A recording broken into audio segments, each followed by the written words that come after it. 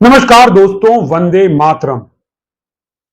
स्वागत है आपका एक बार फिर आपके अपने YouTube चैनल योगेश की रिपोर्ट में। दोस्तों, योगेश की रिपोर्ट में आज हम बात करेंगे एक ऐसी कहानी की जो हिंद महासागर में भारत की चतुराई और कूटनीति की मिसाल बन रही है। ये कहानी मालदीव्स की है, उस छोटे से देश की जिसने कभी भारत को आंख दिखाने की कोशिश की थी, लेकिन आज वही मालदीव्स भारत के सामने झुक रहा है।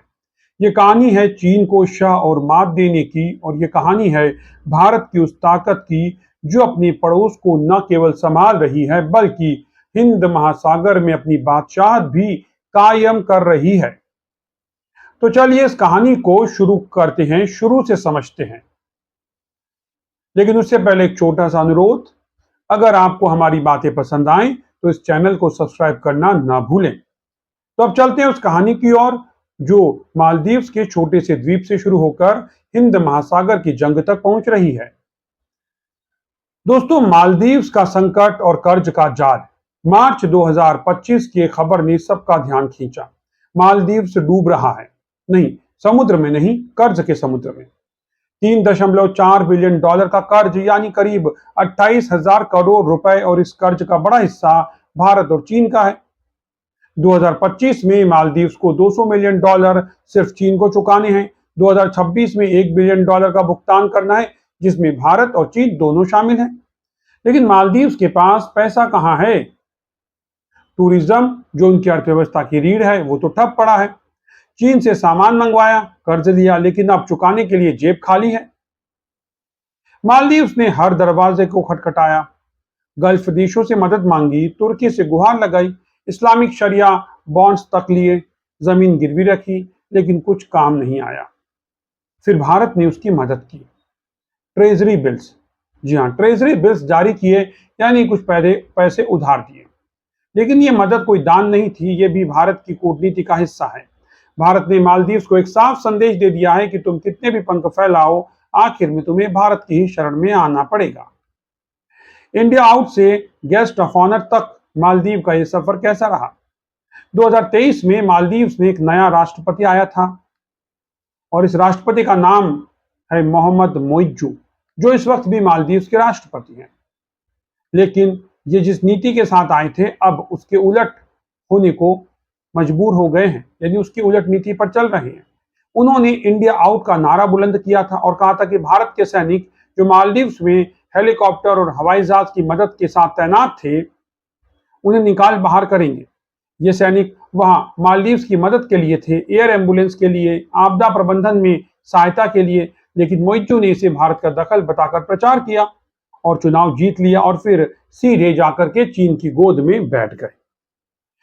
मोइज्जू ने परंपरा तोड़ी। मालदीव्स के राष्ट्रपति आमतौर पर अपनी पहली विदेश यात्रा जो है वो भारत की करते हैं, लेकिन ये साहब तो सीधे चीन चले गए।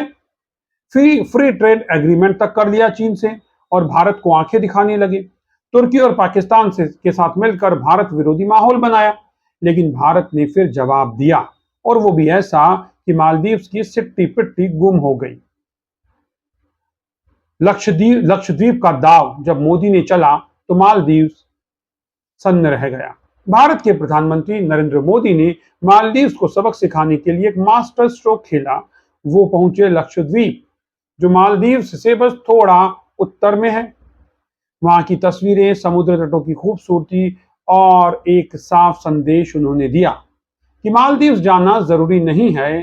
भारत के पर्यटकों को और दुनिया भर के पर्यटकों को उन्होंने ये संदेश दिया कि हमारे पास लक्षद्वीप है। नतीजा, मालदीव्स का टूरिज्म डूब गया। 2023 में जहां 2 लाख भारतीय पर्यटक मालदीव्स गए थे, 2024 में यह संख्या घटकर केवल 37,000 रह गई। मालदीव्स की अर्थव्यवस्था जो टूरिज्म पर टिकी है, वो पूरी तरह से हिल गई। दोस्तों, भारत यही नहीं रुका। मालदीव्स को दी जाने वाली आर्थिक मदद में 22% की कटौती कर दी गई। मालदीव्स के मंत्रियों ने भारत के खिलाफ बयान दिए तो भारत ने उन पर शिकंजा कसा। मालदीव्स को समझ में आ गया कि चीन रातों रात तो मदद के लिए आएगा नहीं, लेकिन भारत जो सिर्फ 750 किलोमीटर दूर है, वही उसका असली सहारा है। और मालदीव का इसके बाद हो जाता है सरेंडर। अक्टूबर 2024 में मोइज्जू भारत आते हैं। भारत ने उनकी झोली भर दी। $400 मिलियन की मदद की। 3,000 करोड़ का करेंसी स्वैप जो है और 6,500 करोड़ का एड पैकेज। लेकिन ये मदद मुफ्त नहीं थी, ये थी भारत की शर्त। और शर्त क्या थी? वो थी, अब तुम हमारी सुनोगे। और अब 26 जुलाई 2025 को मालदीव्स, यानी आज मालदीव्स 60वें गणतंत्र दिवस पर भारत के प्रधानमंत्री को गेस्ट ऑफ ऑनर के रूप में सम्मानित कर रहा है। वो मौजू जो इंडिया आउट का नारा दे रहे थे, आज फ्री ट्रेड एग्रीमेंट की बात कर रहे हैं। इस वक्त जब मैं आपके साथ ये वीडियो बना रहा हूं, आपके साथ इस वीडियो में मैं चर्चा कर रहा हूं, ठीक उसी वक्त भारत के प्रधानमंत्री Narendra Modi guest of honour के रूप में मालदीव्स में 60वें स्वतंत्रता दिवस में शिरकत कर रहे हैं। उसी मालदीव ने जिसने इंडिया आउट का नारा दिया था, उसने अपने स्वतंत्रता दिवस पर प्रधानमंत्री नरेंद्र मोदी को गेस्ट ऑफ ऑनर के रूप में बुलवाया और सम्मानित किया। दोस्तों, भारत और मालदीव्स के बीच $500 मिलियन का व्यापार होता है, जिसमें ज्यादातर भारत का निर्यात है।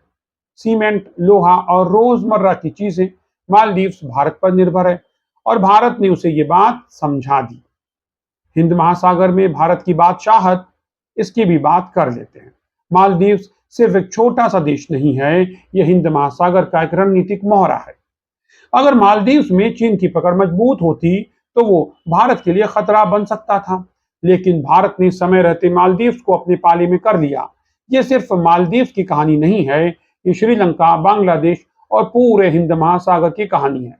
भारत नहीं चाहता कि कोई भी बाहरी ताकत, चाहे वो चीन हो या कोई और, इस समुद्र में दखल दे। भारत ने मालदीव्स को न सिर्फ आर्थिक मदद दी, बल्कि ये भी साफ कर दिया कि समुद्र का शहंशाह तो भारत है। मालदीव्स के 200 द्वीप, 6 लाख की आबादी और उसकी राजधानी माले, ये सब भारत की नजरों के सामने हैं। और भारत ने यह सुनिश्चित किया कि मालदीव्स की हर धड़कन भारत की इजाजत के बिना न चले। तो दोस्तों, ये थी मालदीव्स की कहानी। एक छोटा सा देश जिसने भारत को चुनौती दी, लेकिन आखिर में उसे भारत की ताकत के सामने झुकना ही पड़ा।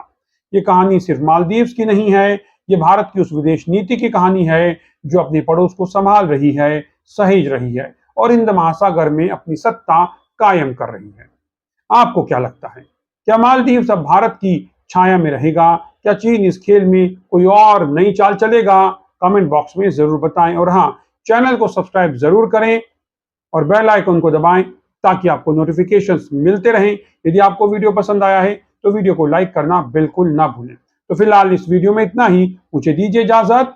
नमस्कार। वंदे मातरम।